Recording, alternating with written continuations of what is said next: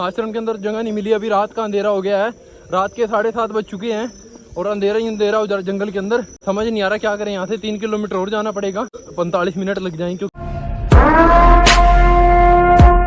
लो भाई आ गए हैं माई की बगिया के अंदर। माई की बगिया वो जगह है जहाँ पर माँ नर्मदा और उनकी माता जी खेला करती थी। ये देखो भाई सारा का सारा जो व्यू है ना पूरा का पूरा जंगल के अंदर है। यहाँ पर हजारों सालों पुराने पेड़ आपको मिल जाएंगे और पानी की तो यहाँ पे कमी नहीं है बिल्कुल भी। ये देखो ये भी बहुत पुराना पेड़ है, लेकिन इसकी शाखाओं को काटा हुआ क्योंकि ज़्यादा बढ़ गई होंगी, इसलिए रास्ता भी रुक गया होगा, तो इसलिए यहाँ पे इसको काट दिया। चारों तरफ पेड़ ही पेड़ दिखाई दे रहे हैं। और यहाँ पर बैठकर अगर आप ध्यान करते हो तो मेरे भाई मैं कहता हूँ कि सारी सिद्धियाँ आपको यहीं से प्राप्त हो जाएंगी। झरने झुरने सब कुछ यहीं देखने को मिलते हैं। ये अपने बाबा रामदेव भाई, इसने मेरे को बहुत तंग कर दिया। ये कह रहे हैं मेरी फोटो खींच, डंडा दे रखे ना। चलो भाई दोस्तों ये है माई की बगिया। ये मैया जी का बाल स्वरूप है। यहाँ पे एक 5 कुंड बने हैं मैया के, छोटे छोटे थोड़ा जल निकलता है यहाँ से। एक पीछे से एक कुंड यहाँ पर है भाई और एक कुंड यहाँ पर है। ये ऑटोमेटिक निकलता है पानी। ये देखो भाई सरस्वती मैया के सामने से इतना बढ़िया प्यारा सा व्यू आ रहा है। शाम के 5 बज चुके हैं और आपको ना मैं बादल चलते हुए दिखा सकता हूँ, बड़े ज़बरदस्त तरीके से चल रहे हैं। इस समय अगर बात करें तो हम बिल्कुल आकाश के अंदर हैं। ये देखो बादल चल रहे हैं भाई।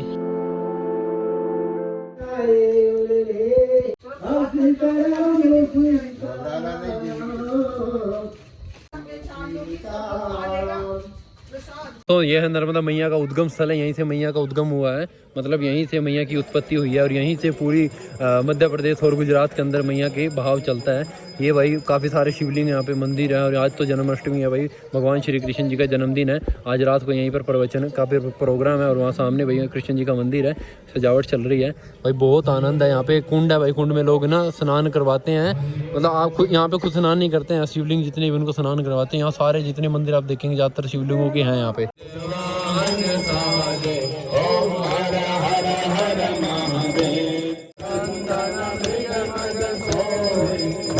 भगवान श्री कृष्ण जी का जन्म भी हुआ था रात के 12 बजे। आज उनके जन्मदिन के अंदर शामिल होने के लिए मैं और राज महादेव जा रहे हैं दोनों जने। और अभी 11:30 बज चुके हैं रात के। जो सिक्योरिटी गार्ड जो था हमारे आश्रम का, उसको थोड़ी बहुत बातचीत करके उसको बुला फुसला के थोड़ी सी मांगी है परमिशन 1-1.5 घंटे की। भाई मंदिर की खूबसूरती देख लो, मैं दूसरी बार फिर यहाँ पे आ चुका हूँ। लो भी दोस्तों रात के 12 बज चुके हैं और कृष्ण जी का मंदिर ही है, खुल गया भाई। राम जी का मंदिर है वैसे। ये देखो भाई अपने बाबा रामदेव को लगी भूख और पतंजलि की नमकीन ले आए थे। पतंजलि की नमकीन ही खा रहे हैं, है ना। अपने प्रोडक्ट है, कोई ऐसी बात नहीं। पतंजलि की नमकीन है। हाँ भाई बाबा को लगी भूख है क्योंकि ना हमने सुबह सिर्फ नाश्ता किया था। गई बोतल गई यार।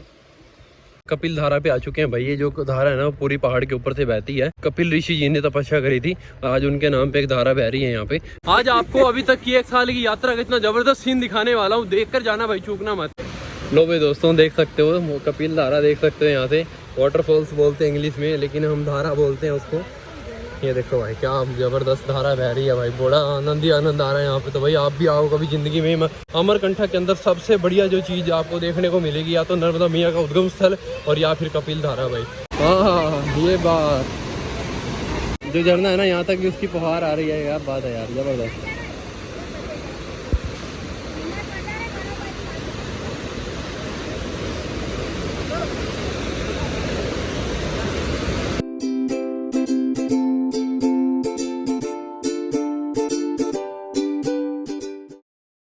कपिल धारा के भाई, कपिल धारा में बहुत आनंद आया भाई। लेकिन अंग्रेज के बच्चे काफ़ी लोग यहाँ पे आएंगे, वाटरफॉल्स करके बोलेंगे उसको। ऐसी ऐसी पावन जगहों को भी लोग टूरिस्ट बना देते हैं। लेकिन मैं कहता हूँ कि यहाँ पर बैठकर अगर इंसान ध्यान कर देना, अनंत अनंत अनंत। मैंने तो कर लिया अभी 1 घंटे का ध्यान किया बैठकर यहाँ पे। लेकिन क्या है ना यहाँ पे पब्लिक ज़्यादा आती जाती रहती है तो आवाज़ें ज़्यादा आती हैं, तो इसलिए थोड़ा ध्यान नहीं लगता। लेकिन अगर आप ऊपर जाएंगे तो बहुत पुराने आश्रम है, वहाँ पर बैठ के आप ध्यान कर सकते हैं। एक छोटा सा एग्जांपल मैं आपको बताता हूँ। जैसे ही आप यहाँ पे एंटर करते हो ना तो आपके चेहरे से खुशी नहीं जाएगी, तो ये बहुत बड़ी बात होती है भाई, चेहरे से खुशी ना जाना, यही पॉजिटिविटी है। दूध की धारा के नाम से ऐसा लगता है कि दूध की धारा बह रही है वहाँ पे, लेकिन पानी की धारा ही होगी। कुछ ना कुछ उसका इतिहास होगा, जाके पता करते हैं भाई। बाबा रामदेव पतंजलि के मालिक हमारे साथ में है। ये देखो बाबा लोग हमारे से सुबह जल्दी से आगे थे, अभी यहीं पर पहुंचे हैं। नर्मदेव महाराज, हाँ अभी तक घूम ही रहे हो। वाह बाबा, सुबह से कुछ नहीं खाया है और हमने भी नहीं कुछ खाया बाबा। मेरे को 5 रुपए की चने खिलाओ, तुम्हारी लो भाई देखो नर्मदा मैया का कितना प्यारा सा रूप देखने को मिल रहा है भाई।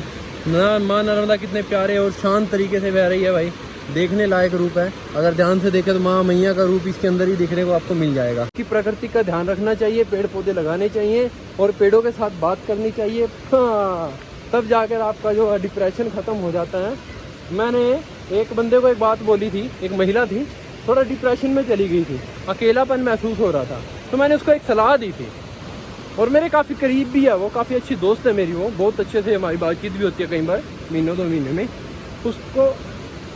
उसको मैंने बोला था कि एक पेड़ लगा लो घर में, और उस पेड़ को ना बिल्कुल ऐसे लगाना कि जैसा मेरा कोई साथी है, मेरा कोई दोस्त है, ऐसे करके लगाना, मेरा बेटा है ऐसा सोच के लगाएगी तो आपको उसमें आपका बेटा नज़र आएगा, आपका कोई साथी नज़र आएगा।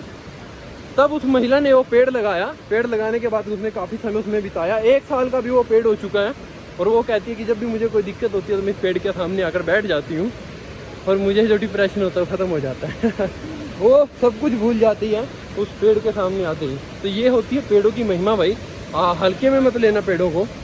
ये लो भाई, ये आगे हैं दूध की धारा, और यहाँ पे काफ़ी लोग नहा भी रहे हैं भाई, नहाने का भी अलग ही नज़ारा है यहाँ पे। लेकिन ये लास्ट दर्शन है भाई, दिल तो नहीं कर रहा जाने का, लेकिन क्या करें, मजबूरी है, जाना पड़ेगा मैया की दया से। ये देखो भाई ऋषि मुनि जी बैठे हैं यहाँ पे, देखो पूरी की पूरी गुफा जो है पानी से टपक रही है, इसको बोलते हैं दूध धारा, ठीक है। यहाँ पे शिवलिंग है ऑटोमेटिक, यहाँ पे शिवलिंग का अभिषेक हो रहा है। ये देखो भाई ऋषि मुनि जो होते थे, ये सामने आप जाएंगे तो यहाँ पे गुफा है, बहुत बड़ी गुफा है, लेकिन बंद कर रखी है गुफा भाई।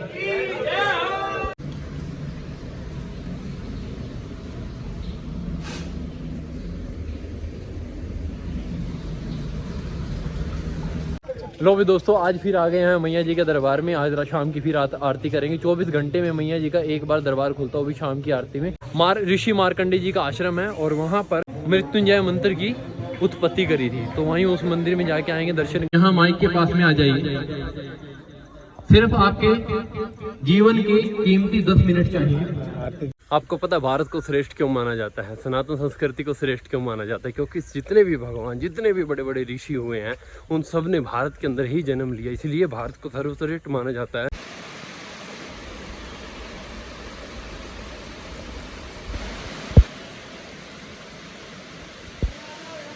तो जो जंगल को पार करते हुए हम पहुंच चुके हैं धूना पानी के अंदर। यहाँ पर एक महाराज रहते हैं कुटी के अंदर, उनसे पूछेंगे यहाँ का इतिहास क्या है। तो भाई धूना पानी के आश्रम में आ चुके हैं। धूना पानी यहाँ का बहुत ही बड़ा तपस्वी स्थल है। यहाँ पर भृगु ऋषि जी ने यहाँ पे तपस्या करी थी, उनका तपस्वी स्थल है।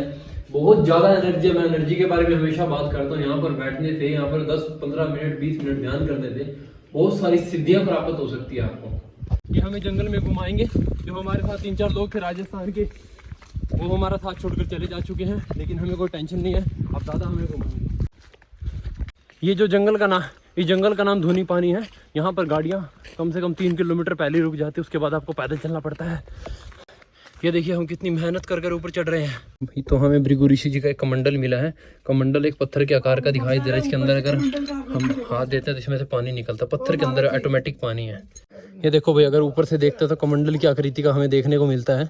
ये नीचे का भाग दिखाई देता है, ये ऊपर का भाग चौड़ा दिखाई देता है। गुफा गायब होगी, लेकिन एक बाबा बता रहे हैं कि उस झंडे के पास में गुफा है। ये देखो बाबा रामदेव कहाँ घुस गए भाई, जाके आनंद आ रहा है बाबा। ये बाबा को एक गुफा मिल गई भाई, इसमें निकलोगे। अच्छा बाबा, क्या बात कर रहे हो। चलो, तो भृगु ऋषि जी के आश्रम में आए थे बाबा जी। यहाँ धूना लगाकर बैठे हुए हैं। बाबा आप कितने सालों से बैठे हैं यहाँ पे? यहाँ पे दादा मैं 5-6-7 साल से। तो यहाँ पे घना जंगल है, तो आप इस झोपड़ी के अंदर रहते हैं कुटिया में। हाँ। तो यहाँ पे जंगली जानवर भी आते होंगे बाबा? हाँ, जानवर तो आते हैं, बाकी हमला नहीं बोलते हो। तो अभी तक आपने कौन कौन से जानवरों को देखा? तो कई जानवर आ जाते हैं, भाल आ जाता है, शेर आ जाता है। अभी तक कोई हमला नहीं किया? अभी आया हूँ। तो इससे पहले बाबा कौन थे यहाँ पे? यहाँ कई बाबा रह चुका है, भग जभी जाते हैं, कुछ दिन रहते हैं, फिर चला जाते हैं। जंगल है, उसे रहने भी नहीं देते, फॉरेस्ट वाला तोड़ देता है। अच्छा, अभी इसको फॉरेस्ट वाला तोड़ दिया है, उसे अभी फिर बनाया हूँ। तो फिर वो आएंगे फिर तोड़ देंगे? अभी अब नहीं तोड़ेगा। क्यों? वो क्या होता है, जो नया कोई अधिकारी बन के आता है, नया हाँ, पोस्ट लेके, वो आके यहाँ तोड़ देता है। जंगल है, ये है, वो है बोल के तोड़ देता है। तो बाबा फिर ये जो इसका ऋषि भृगु जी का कमंडल, इसके बारे में क्या? वो दादा, वो भृगु ऋषि का कमंडल है, वह सतयुग द्वापर की लीला है, जब क्षीर सागर में विष्णु जी को लात मारा था। भृगु ऋषि ने। तो लक्ष्मी जी उसको श्राप दिया था। तो श्राप प्रायश्चित करने के लिए नर्मदा खंड में आके यहाँ भृगु ऋषि तपस्या किया था। जब तपस्या में लीन हुआ है तो नर्मदा मैया उसके कमंडल में प्रकट हुआ था। तो वह जल आज भी हटा नहीं रहे, वो हर व्यक्ति को मिलता है। अरे बाबा, वो तपोभूमि का जल है, तपोशक्ति का जल है। सबको नहीं मिलता, सबको नहीं मिलता बाबा। नहीं मिलता। हमने हाथ डाला तो बिल्कुल आगे था। अभी तो हर कोई को मिलेगा। अच्छा 2 महीना दिक्कत देता है। अच्छा। बैसाख जेठ। चैत और बैसाख। हाँ यानी सावन में पानी रहता है, क्योंकि पानी जब बरसता है तो रसा रसा के उसके अंदर चले जाता है। हाँ हाँ और सूखे टाइम पे जब प्रॉपर भरी गर्मी पड़ती है तब नहीं मिलेगा। हाँ। ये देखो भाई, यहाँ ना कच्ची मिट्टी की झोपड़ी है, उसको कई बार फॉरेस्ट गार्डों ने तोड़ दिया है ताकि भाई यहाँ पे कोई जंगल में कोई आदमी आए रहे, उनको जानवर ना खा जाए। ये देखो भाई, चारों तरफ पन्नी लगाई हुई है, बिल्कुल कच्चा पक्का सा काम किया बाबा ने ताकि बस हमारा यहाँ पे रहना हो जाए और यहाँ पे हमारा धुना चालू रहे।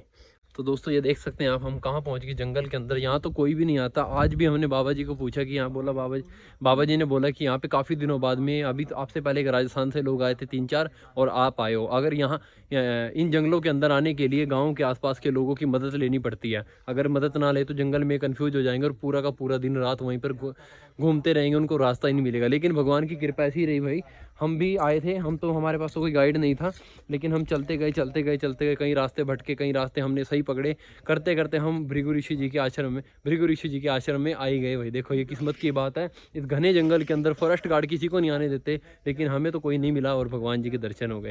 लो भी दोस्तों, अपनी लुंगी बना लेते हैं, बन जाते हैं अन्ना। और अभी हमें पहाड़ के ऊपर और नीचे जाना है ना, पहाड़ के नीचे जाना है। यहाँ से आधा किलोमीटर नदी पार करके छत्तीसगढ़ के अंदर एक भृगु ऋषि जी का एक और आश्रम है, उसको भी दर्शन करके आएंगे। अभी हम मध्य प्रदेश में हैं और जैसे ही हम 500 मीटर आगे जाएंगे तो हम छत्तीसगढ़ के अंदर एंटर हो जाएंगे।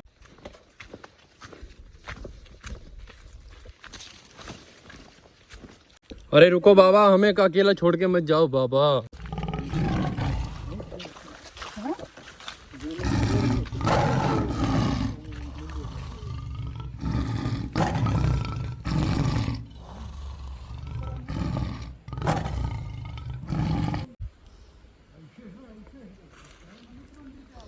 शेर की आवाज आ रही है। बाबा आगे रास्ता है या नहीं है? रास्ता है आगे, कहाँ तक ले जाएगा आपको नहीं पता? ये तो पता ही नहीं चल रहा है। आ जाओ, सही जा रहे हैं हम, सही जा रहे हैं। ये रहा मंदिर सामने था, लोकेशन ये रहा अपना।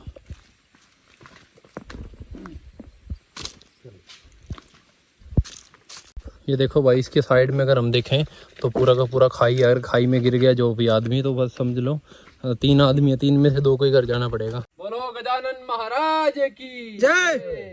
ये देखो भाई, इस रास्ते से जा रहे, क्या ठंडा ठंडा पानी है भाई। बिल्कुल जिंदगी हो तो ऐसी हो, नहीं है नहीं होना।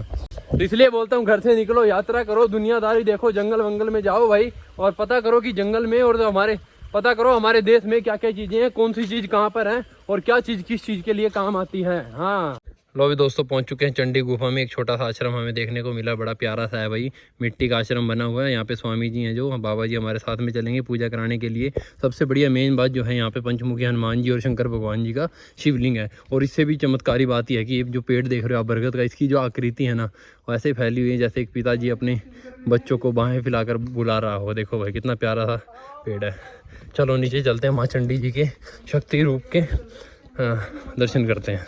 लो भैया, इतना खतरनाक रास्ता तुमने आज तक जिंदगी में नहीं देखा होगा भाई, जिंदगी दाव पे लगी हुई है, लेकिन मैया के दर्शन जरूर करके जाएंगे। ये देखो भाई, बाबा ने ना लकड़ियों के सहारे पेड़ के ऊपर इतना अच्छा रास्ता बनाया हुआ है। देखो कैसा रास्ता है भाई। और अगर मैं सामने दिखा दूँ तो आपका प्राण निकल जाएंगे। अगर नीचे से दिखाता हूँ, ये देखो भाई जितेंद्र भाई कितने कहाँ घूम रहे हैं। ये देखो ऐसे इस रास्ते से जाना पड़ेगा। चप्पल यहीं उतार देते हैं, फिसलन आगे।